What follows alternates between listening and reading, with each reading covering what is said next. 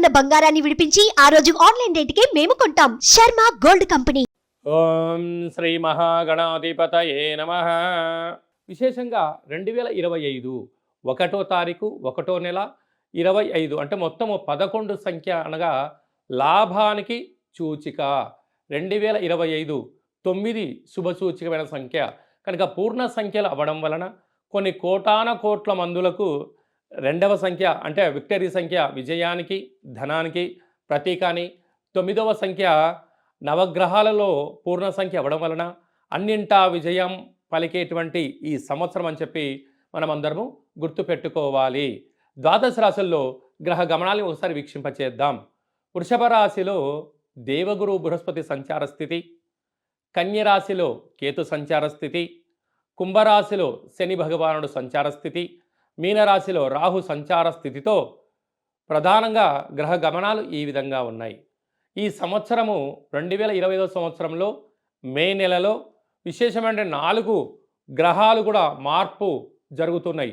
ఇది చాలా అరుదుగా జరిగేటువంటి గ్రహ సంచార స్థితి కనుక 2025 సంవత్సరం అందరికీ యోగదాయకమైన సంవత్సరం అని చెప్పి కూడా గుర్తుపెట్టుకోవాలి.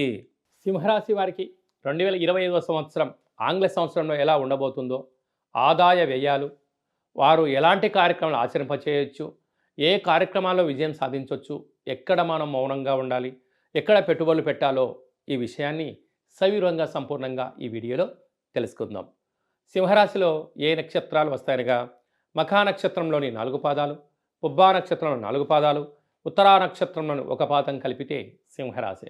చాలామందికి పుట్టినటువంటి కాల సమయంలో డేట్ ఆఫ్ బర్త్లో లేనటువంటి వారికి పేరు యొక్క మొదటి అక్షరాన్ని అనుసరిస్తూ ఆ రాశిని తెలుసుకునే ప్రయత్నం చేద్దాం. మా, మీ, ము, మే, మో, టా, టీ, టు, టే అక్షరాల వారందరూ కూడా సింహరాశి జాతకులే. సింహరాశికి అధిపతి రవి భగవానుడు. ఈ 2025 సంవత్సరం స్వాగతం పలికే కాల సమయంలో ఉత్తరాషాఢ నక్షత్రం ఉండడం, అందులో బుధవారం అవ్వడం, ఈ మనకు తెలుగు ఉగాది శ్రీ విశ్వావసునామ సంవత్సర ప్రారంభం కూడా ఆదివారం అవ్వడం, రాజులు కూడా సూర్యభగవానుడు అవ్వడం వలన సింహరాశి వారిని పట్టుకునేంత ధైర్యము ఎవరు చేయలేరు అని చెప్పి గుర్తుపెట్టుకోవాలి.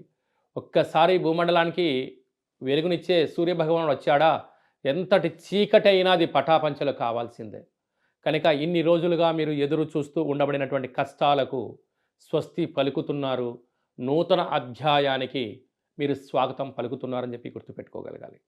అదే కారణంగా 11 ఆదాయం వ్యయం 11 అంటే పరిస్థితి ఎలా ఉంటుందంటే మీరు ఒక కార్పొరేటర్గా కానీ, ఒక సర్పంచ్గా కానీ, ఒక వార్డు మెంబర్గా కానీ, ఒక కార్యదర్శి కానీ ఎన్నుకోబడ్డారనుకోండి, మీ చుట్టూ ఉన్నటువంటి వాహనాలకు, సైన్యానికి, ఆహారాలు, పేరు ప్రతిష్టల కోసము తెలిసినా తెలియకపోయినా మీరు ఖర్చు పెట్టాల్సిందే. ఎందుకంటే వాటిని కాపాడుకోవాలి అన్నట్లయితే పదవిని కాపాడుకోవడం అనేది ఒక అలంకరణ. కనుక ఇలాంటి కాల సమయంలో ఎంత ఖర్చు అయితే ఉందో అంతే ఆదాయం మీకు రాబోతుంది. ఇక్కడ చివరికి మీకు మిగిలిది ఏంటి?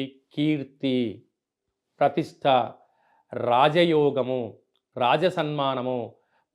బతికితే సింహరాశి వారిలాగా బతకాలరా అబ్బాయి అని మన పెద్దవాళ్ళు చెప్తూ ఉంటారు. అందుకే సింహానికి ఆకలిస్తే గడ్డి తినదట. అది వెయిట్ చేసి ఎదురు చూసి 80 కిలోమీటర్ల స్పీడ్ వెళ్ళేటువంటి జింకను కూడా వేటాడి తింటుందట. అలాగా సింహరాశి జాతకులకు ఈ సంవత్సరము అంతే శక్తితో, అంతే భక్తితో, అంతే ఐశ్వర్యంతో, ఆనందం వీరు సొంతం కాబోతుంది. అదే కాకుండా గ్రామ పాలకుడు సంపూర్ణ రాజు అవ్వడం వలన ప్రధానంగా మనకు రాబోయే కాలంలో సర్పంచ్ ఎలక్షన్స్ రాబోతున్నాయి.